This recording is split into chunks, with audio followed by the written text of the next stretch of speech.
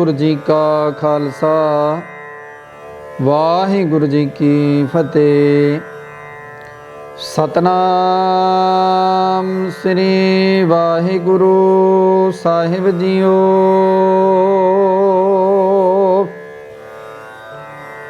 सूही महला पंजवा।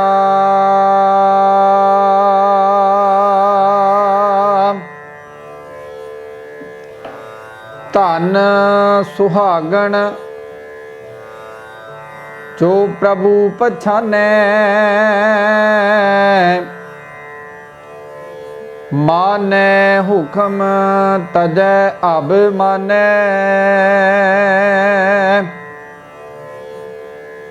रैस्यों राती रलिया मानै,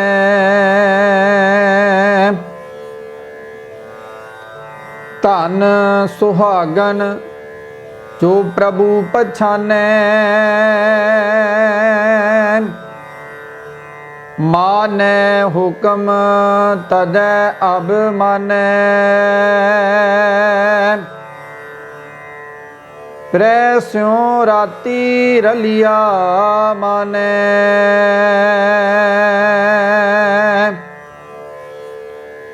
सुन सखिए प्रभ मिलन निशानी। मन तन अरप तज लाज लोकानी।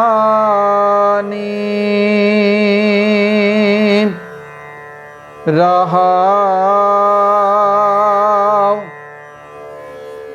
सखी सहेली को समझावे, सोई कमावे जो प्रभ पावे।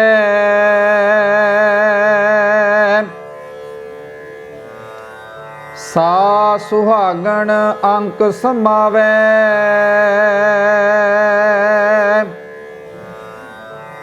गर्भ गहेली महल ना पावे। फिर पछतावे जब रहन बेहावे।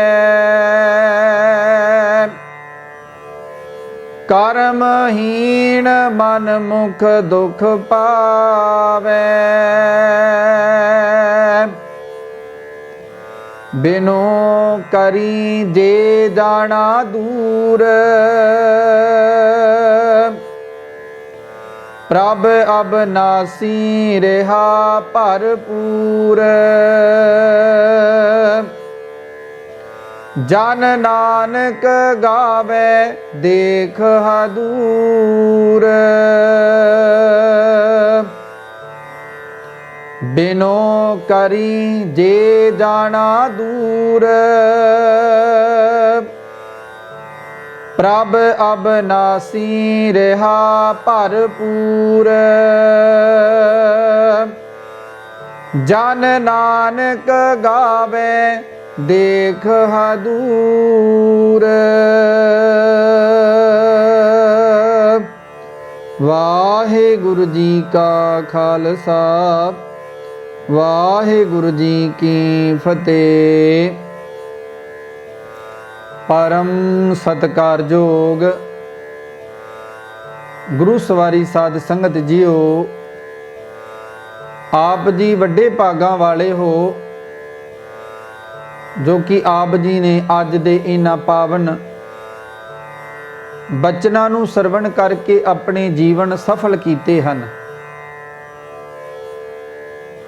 धन धन साहिब श्री गुरु ग्रंथ साहिब जी महाराज ने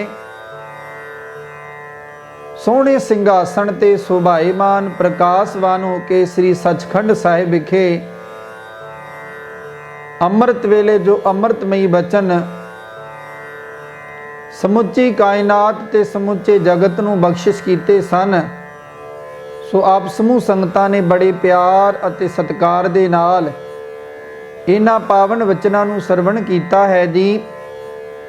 आओ साध संगत जो आपां सारे ही आपो अपनियां मन विरतियां नूं इकागर करन दा यतन करिए ਅਤੇ ਸੁਰਤ ਨੂੰ ਸਤਿਗੁਰ ਪਾਤਸ਼ਾਹ ਜੀ ਦੇ ਚਰਨਾਂ ਵਿੱਚ ਲੀਨ ਕਰੀਏ ਤਾਂ ਕਿ ਗੁਰੂ ਪਾਤਸ਼ਾਹ ਜੀ ਸਾਡੇ ਤੇ ਵੀ ਮਿਹਰ ਕਰਨ, ਸਾਡੇ ਤੇ ਵੀ ਬਖਸ਼ਿਸ਼ ਕਰਨ ਕਿ ਸਾਨੂੰ ਵੀ ਉਹ ਭਾਗਾਂ ਵਾਲੀ, ਉਹ ਸੁਹਾਗ ਵਾਲੀ ਇਸਤਰੀ ਦਾ ਦਰਜਾ ਮਿਲ ਜਾਵੇ, ਜਿਹੜਾ ਦਰਜਾ ਸੁਹਾਗ ਵਾਲੀ ਇਸਤਰੀ ਨੂੰ ਪ੍ਰਾਪਤ ਹੁੰਦਾ ਹੈ। ਭਾਵ ਬਿਨਾ ਸੁਹਾਗ ਤੋਂ ਉਹ ਸੁਹਾਗ ਵਾਲੀ ਨਹੀਂ ਬਣ ਸਕਦੀ। ਇਸੇ ਕਰਕੇ ਗੁਰੂ ਪਾਤਸ਼ਾਹ ਜੀ ਸਾਨੂੰ ਇਸ ਪਾਵਨ ਬਚਨ ਦੇ ਵਿੱਚ, ਜੋ ਅੰਮ੍ਰਿਤ ਰੂਪੀ ਬਚਨਾਂ ਵਿੱਚ ਸਮਝਾਉਣ ਦਾ ਯਤਨ ਕਰ ਰਹੇ ਹਨ, ਆਓ ਸਾਧ ਸੰਗਤ ਜੋ ਗੁਰੂ ਪਾਤਸ਼ਾਹ ਜੀ ਦੇ ਪਾਵਨ ਬਚਨ ਹਨ। ਆਪਣੀ ਬੁੱਧ ਹੈ ਜੇਤੀ ਵਰਨਤ ਭਿੰਨ, ਭਿੰਨ ਤੋਹਿ ਤੇਤੀ ਤੁਮਰਾ ਲਖਾ ਨਾ ਜਾਏ ਪਸਾਰਾ, ਕੈ ਵਿਦ ਸਜਾ ਪ੍ਰਥਮ ਸੰਸਾਰਾ, ਏਕੈ ਰੂਪ ਅਨੂਪ ਸਰੂਪਾ, ਰੰਗ ਭਇਓ ਰਾਵ ਕਹੀ ਭੂਪਾ, ਅੰਡਜ ਜੇਰਜ ਸੇਤਜ ਕੀਨੀ, ਉਤਪਜ ਖਾਨ ਬਹੁ ਰਚ ਦੀਨੀ, ਕਹੋ ਫੂਲ ਰਾਜਾ ਬੈਠਾ, ਕਹੋ ਸੰਪੜ ਭਇਓ ਸੰਕਰ ਕੈਠਾ। ਸੋ ਸਾਧ ਸੰਗਤ ਜੀਓ, ਸਤਿਗੁਰ ਪਾਤਸ਼ਾਹ ਜੀ ਦੇ ਇਹ ਪਾਵਨ ਬਚਨ, ਜਿੰਨੀ ਕਿ ਪਾਤਸ਼ਾਹ ਜੀ ਨੇ ਸੁਮਤ ਬਖਸ਼ਿਸ਼ ਕੀਤੀ ਹੈ, ਉਸ ਸੁਮਤ ਤੁਛ ਮਾਤਰ ਦੇ ਜੋ ਸਤਿਗੁਰਾਂ ਦੇ ਵੱਲੋਂ ਸੁਮਤ ਮਿਲੀ ਹੈ, ਉਸ ਦੇ ਮੁਤਾਬਕ ਹੀ ਸਾਧ ਸੰਗਤ ਜੋ ਆਪਾਂ ਵਰਨ ਕਰਨਾ ਹੈ। ਕਿਉਂਕਿ ਪਾਤਸ਼ਾਹ ਜੀ ਦੇ ਪਾਵਨ ਬਚਨ ਆਉਂਦੇ ਹਨ, ਜਿਉਂ ਬੁਲਾਵੋ ਤਿਉਂ ਨਾਨਕ ਦਾਸ ਬੋਲੇ। ਇਹ ਪਾਵਨ ਅੰਮ੍ਰਿਤ ਰੂਪੀ ਬਾਣੀ ਸਾਰੀ ਪਰਮੇਸ਼ਰ ਦੀ ਹੈ, ਸਾਰੀ ਪਰਮੇਸ਼ਰ ਦੀ ਬਾਣੀ ਤੇ ਬੋਲ ਹਨ। ਪਾਤਸ਼ਾਹ ਜੀ ਨੇ ਉਚਾਰਨ ਕੀਤੀ ਹੈ। ਧੰਨ ਧੰਨ ਸਾਹਿਬ ਸ੍ਰੀ ਗੁਰੂ ਅਰਜਨ ਦੇਵ ਜੀ ਮਹਾਰਾਜ ਜੀ ਇਹਨਾਂ ਪਾਵਨ ਬਚਨਾਂ ਨੂੰ, ਧੰਨ ਧੰਨ ਸਾਹਿਬ ਸ੍ਰੀ ਗੁਰੂ ਗ੍ਰੰਥ ਸਾਹਿਬ ਜੀ ਮਹਾਰਾਜ ਜੀ ਦੇ ਪਾਵਨ ਅੰਗ 737 ਤੇ ਇਹ ਪਾਵਨ ਮੁਖਵਾਕ ਸੁਭਾਈਮਾਨ ਹਨ। ਸੋ ਸਾਰੇ ਇੱਕ ਵਾਰੀ ਕਰੀਏ ਜੀ ਰਸਨਾ ਨੂੰ ਪਵਿੱਤਰ, ਆਖੀਏ ਜੀ ਸਤਨਾਮ ਸ੍ਰੀ ਵਾਹਿਗੁਰੂ ਸਾਹਿਬ ਜੀਓ। ਸੂਹੀ ਮਹੱਲਾ ਪੰਜਵਾ। ਧਨ ਸੁਹਾਗਨ ਜੋ ਪ੍ਰਭੂ ਪਛਾਨੈ, ਮਾਨੈ ਹੁਕਮ ਤਜੈ ਅਬ ਮਾਨੈ, ਰਹਿ ਸਿਉ ਰਾਤੀ ਰਲਿਆ ਮਾਨੈ। ਧੰਨ ਧੰਨ ਸਾਹਿਬ ਸ੍ਰੀ ਗੁਰੂ ਅਰਜਨ ਦੇਵ ਜੀ ਮਹਾਰਾਜ ਪਾਵਨ ਮੁਖਵਾਕ ਨੂੰ ਰਾਗ ਸੂਹੀ ਦੇ ਵਿੱਚ ਆਪਣੇ ਪਾਵਨ ਮੁਖਾਰਬਿੰਦ ਤੋਂ ਉਚਾਰਨ ਕਰਦਿਆਂ ਹੋਏ ਜੀਵਾਂ ਨੂੰ ਸਮਝਾ ਰਹੇ ਨੇ। ਧੰਨ ਸੁਹਾਗਣ ਜੋ ਪ੍ਰਭੂ ਪਛਾਨੈ। ਹੇ ਮੇਰੀ ਸਹੇਲੀਓ, ਉਹ ਜੀਵ ਇਸਤਰੀ ਸਲਾਹਣ ਯੋਗ ਹੈ, ਸੁਹਾਗ ਭਾਗਾਂ ਵਾਲੀ ਹੈ, ਜਿਹੜੀ ਪ੍ਰਭੂ ਪਤੀ ਨਾਲ ਆਪਣੀ ਸਾਂਝ ਬਣਾ ਲੈਂਦੀ ਹੈ, ਜਿਹੜੀ ਅਹੰਕਾਰ ਛੱਡ ਕੇ ਪ੍ਰਭੂ ਪਤੀ ਦੇ ਹੁਕਮ ਦਾ ਆਨੰਦ ਮਾਣਦੀ ਰਹਿੰਦੀ ਹੈ। ਉਹ ਜੀਵ ਇਸਤਰੀ ਪ੍ਰਭੂ ਪਤੀ ਦੇ ਪਿਆਰ ਰੰਗ ਵਿੱਚ ਹਰ ਵੇਲੇ ਰੰਗੀ ਰਹਿੰਦੀ ਹੈ। ਉਸ ਦੇ ਮਿਲਾਪ ਦਾ ਆਤਮਿਕ ਆਨੰਦ, ਪ੍ਰਭੂ ਦੇ ਮਿਲਾਪ ਦਾ ਆਤਮਿਕ ਆਨੰਦ ਜਿਹੜਾ ਹੈ, ਉਹ ਜੀਵ ਇਸਤਰੀ ਭਾਗਾਂ ਵਾਲੀ ਹੀ ਮਾਣਦੀ ਹੈ। ਉਹ ਆਨੰਦ ਮਾਣਦੀ ਰਹਿੰਦੀ ਹੈ। ਕਿਹੜੀ? ਜਿਹੜੀ ਸਤਿਗੁਰ ਪਾਤਸ਼ਾਹ ਜੀ ਸਾਨੂੰ ਇਹਨਾਂ ਪਾਵਨ ਵਚਨਾਂ ਦੇ ਵਿੱਚ ਸਮਝਾ ਰਹੇ ਹਨ। ਧੰਨ ਸੁਹਾਗਨ ਜੋ ਪ੍ਰਭੂ ਪਛਾਨੈ, ਮਾਨੈ ਹੁਕਮ ਤਜੈ ਅਬ ਮਾਨੈ, ਪ੍ਰੈ ਸਿਉ ਰਾਤੀ ਰਲਿਆ ਮਾਨੈ। ਸੋ ਸਾਧ ਸੰਗਤ ਜੀਓ, ਗੁਰੂ ਪਾਤਸ਼ਾਹ ਜੀ ਨੇ ਇੱਥੇ ਸਪਸ਼ਟ ਕਰ ਦਿੱਤਾ, ਭਾਈ ਉਹ ਸੁਹਾਗ, ਉਹ ਭਾਗ ਵਾਲੀ ਇਸਤਰੀ ਹੈ ਜਿਸ ਨੂੰ ਆਪਣੇ ਪਤੀ ਦੀ ਪਛਾਣ ਹੈ।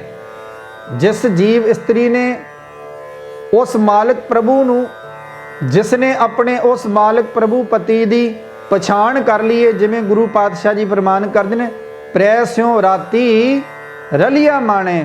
ਉਹ ਹਮੇਸ਼ਾ ਹੀ ਪ੍ਰਭੂ ਦਾ ਆਨੰਦ ਮਾਣਦੀ ਰਹਿੰਦੀ ਹੈ। ਪ੍ਰਭੂ ਦੇ ਆਨੰਦ ਵਿੱਚ, ਭਾਵ ਪ੍ਰਭੂ ਨਾਮ ਦੇ ਸਿਮਰਨ ਵਿੱਚ ਉਹ ਲੀਨ ਰਹਿੰਦੀ ਹੈ। ਤਾਈਓ ਉਸ ਨੂੰ ਸਤਿਕਾਰ ਪ੍ਰਾਪਤ ਹੁੰਦਾ ਹੈ। ਸੁਣ ਸਖੀਏ ਪ੍ਰਭ ਮਿਲਣ ਨਿਸ਼ਾਨੀ, ਮਨ ਤਨ ਅਰਪ ਤਜ ਲਾਜ ਲੁਕਾਨੀ। ਸਤ ਸੰਗਤ ਜੀਓ, ਇਸ ਪਾਵਨ ਮੁਖਵਾਗ ਦੀਆਂ ਇਹ ਬੰਦ ਦੀਆਂ ਠਹਿਰਾਓ ਦੀਆਂ ਭਾਵ ਰਾਹੋ ਦੀਆਂ ਤੁਕਾਂ ਹਨ।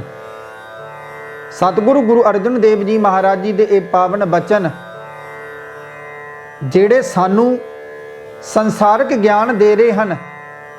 ਤੇ ਸਾਧ ਸੰਗਤ ਜੋ ਅਸੀਂ ਆਪਣੀਆਂ ਮਨ ਬਿਰਤੀਆਂ ਨੂੰ ਇਕਾਗਰ ਕਰਕੇ ਇਸ ਪਾਵਨ ਬਚਨ ਨੂੰ ਸਰਵਣ ਕਰੀਏ ਤੇ ਜੋ ਪਾਤਸ਼ਾਹ ਜੀ ਵੱਲੋਂ ਸਾਨੂੰ ਆਤਮਿਕ ਗਿਆਨ ਪ੍ਰਾਪਤ ਹੋ ਰਿਹਾ ਹੈ ਉਸ ਨੂੰ ਮਾਣੀਏ ਤੇ ਉਸ ਪਰਮੇਸ਼ਰ ਦੇ ਨਾਮ ਨਾਲ ਜੁੜ ਜਾਈਏ, ਪਰਮੇਸ਼ਰ ਦਾ ਸਿਮਰਨ ਦੇ ਵਿੱਚ ਜੁੜ ਜਾਈਏ, ਤਾਂ ਕਿ ਉਸ ਦਾ ਸਿਮਰਨ ਕੀਤਿਆਂ ਨਾਮ ਜਪਿਆਂ ਸਾਡਾ ਜਿਹੜਾ ਜੀਵਨ ਹੈ ਇਹ ਸੱਚਮੁੱਚ ਹੀ ਸਫਲਾ ਹੋ ਜਾਵੇ। ਸੋ ਧੰਨ ਧੰਨ ਸਾਹਿਬ ਸ੍ਰੀ ਗੁਰੂ ਅਰਜਨ ਦੇਵ ਜੀ ਮਹਾਰਾਜ ਬਾਣੀ ਵਿੱਚ ਹੋਕਾ ਦੇ ਕੇ ਸਮਝਾ ਰਹੇ ਨੇ, ਇਹ ਲੋਕੋ ਆਓ ਮੈਂ ਤੁਹਾਨੂੰ ਉਸ ਮਾਲਕ ਦੀਆਂ ਨਿਸ਼ਾਨੀਆਂ ਦੱਸਾਂ। ਉਹ ਮਾਲਕ ਦੀ ਕੀ ਨਿਸ਼ਾਨੀ ਸੁਣ ਸਖੀਏ, ਪ੍ਰਭ ਮਿਲਣ ਨਿਸ਼ਾਨੀ ਮਨ ਤਨ ਅਰਪ ਤਜ ਲਾਜ ਲੁਕਾਨੀ। ਉਸ ਮਾਲਕ ਦੀ ਕੀ ਨਿਸ਼ਾਨੀ ਹੈ? ਤੂੰ ਆ ਸਾਧ ਸੰਗਤ ਵਿੱਚ ਇਹ ਸਹੇਲੀ ਪਰਮਾਤਮਾ ਨੂੰ ਮਿਲਣ ਦੀ ਨਿਸ਼ਾਨੀ ਮੈਥੋਂ ਸੁਣ ਲੈ। ਉਹ ਨਿਸ਼ਾਨੀ, ਉਹ ਤਰੀਕਾ ਇਹ ਹੈ ਕਿ ਸਭ ਤੋਂ ਪਹਿਲਾਂ ਤੇ ਤੂੰ ਲੋਕ ਲਾਜ ਦੀ ਖਾਤਰ ਕੰਮ ਕਰਨੇ ਛੱਡ ਦੇ ਤੇ ਲੋਕਾਂ ਦੀ ਖਾਤਰ ਤੂੰ ਆਪਣੇ ਮਾਣ ਤੇ ਸਨਮਾਨ ਦੇ ਵਿੱਚ ਹੀ ਸੰਸਾਰ ਵਿੱਚ ਉਲਝਿਆ ਰਹਿੰਦਾ ਹੈ। ਇਹ ਸਭ ਕੁਝ ਤਿਆਗ ਤੇ ਆਪਣਾ ਮਨ, ਆਪਣਾ ਸਰੀਰ ਪਰਮਾਤਮਾ ਦੇ ਹਵਾਲੇ ਕਰ ਦੇ ਤੇ ਫਿਰ ਦੇਖ ਉਹ ਮੇਰਾ ਮਾਲਕ ਵਾਹਿਗੁਰੂ ਆਪ ਤੈਨੂੰ ਕਿਵੇਂ ਪ੍ਰਾਪਤ ਹੁੰਦਾ ਹੈ। ਜਿਵੇਂ ਗੁਰੂ ਪਾਤਸ਼ਾਹ ਜੀ ਫਰਮਾਨ ਕਰਦੇ ਨੇ, ਮਨ ਤਨ ਅਰਪ ਤਜ ਲਾਜ ਲੁਕਾਨੀ। ਜਦੋਂ ਤੂੰ ਲੋਕ ਲਾਜ ਨੂੰ ਤਿਆਗ ਦੇਂਗਾ ਨਾ, ਉਦੋਂ ਉਹ ਮਾਲਕ ਤੇਰੇ ਮਨ ਵਿੱਚ ਆਣ ਵਿਰਾਜੇਗਾ। ਰਹਾਓ ਸਖੀ ਸਹੇਲੀ ਕੋ ਸਮਝਾਵੇ, ਸੋਈ ਕਮਾਵੇ ਜੋ ਪ੍ਰਭ ਭਾਵੇ। ਸਾ ਸੁਹਾਗਣ ਅੰਕ ਸਮਾਵੇ। ਸਤਿਗੁਰ ਪਾਤਸ਼ਾਹ ਜੀ ਫਰਮਾਨ ਕਰਦੇ ਨੇ, ਸਖੀ ਸਹੇਲੀ ਕੋ ਸਮਝਾਵੇ, ਸੋਈ ਕਮਾਵੇ ਜੋ ਪ੍ਰਭ ਭਾਵੇ। ਸਾ ਸੁਹਾਗਣ ਅੰਕ ਸਮਾਵੇ। ਇੱਥੇ ਗੁਰੂ ਪਾਤਸ਼ਾਹ ਜੀ ਦੇ ਇਹ ਪਾਵਨ ਬਚਨ ਜਿਹੜੇ ਸਾਨੂੰ ਸਮਝਾ ਰਹੇ ਹਨ। ਕੀ ਸਮਝਾ ਰਹੇ ਨੇ ਭਾਈ?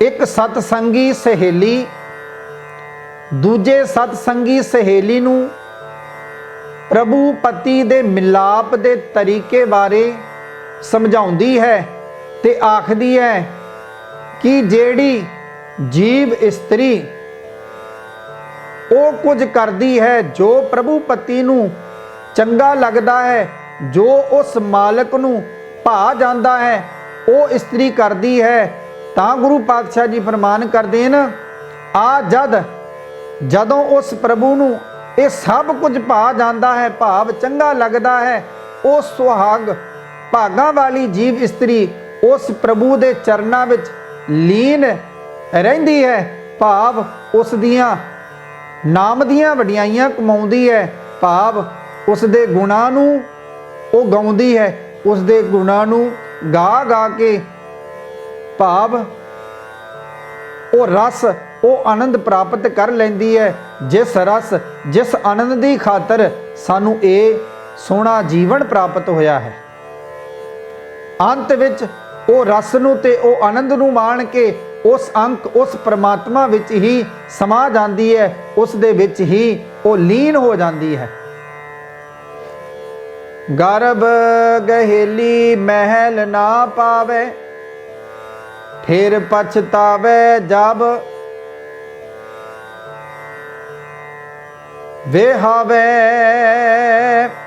ਕਰਮਹੀਣ ਮਨਮੁਖ ਦੁਖ ਪਾਵੇ। ਇੱਥੇ ਗੁਰੂ ਪਾਤਸ਼ਾਹ ਜੀ ਫਰਮਾਨ ਕਰਦੇ ਨੇ, ਭਾਈ ਜਿਹੜੀ ਗਰਭ ਦੇ ਵਿੱਚ ਜੀਵ ਇਸਤਰੀ ਭਾਵ ਜਿਹੜੀ ਹਮੇਸ਼ਾ ਹੀ ਅਹੰਕਾਰ ਦੇ ਵਿੱਚ ਰਹਿੰਦੀ ਹੈ, ਉਹ ਕਦੇ ਵੀ ਉਸ ਮਾਲਕ ਪ੍ਰਭੂ ਨੂੰ ਨਹੀਂ ਭਾਉਂਦੀ। ਉਹ ਮਾਲਕ ਉਸ ਨਿਰੰਕਾਰ ਨੂੰ ਕਦੇ ਵੀ ਉਹ ਜੀਵ ਇਸਤਰੀ ਚੰਗੀ ਨਹੀਂ ਲੱਗਦੀ। ਭਾਵ ਜਿਹੜੀ ਆਪਣੀ ਹੀ ਅਹੰਕਾਰ ਦੇ ਵਿੱਚ, ਆਪਣੇ ਹੀ ਗਰਭ ਦੇ ਵਿੱਚ ਰਹਿੰਦੀ ਹੈ।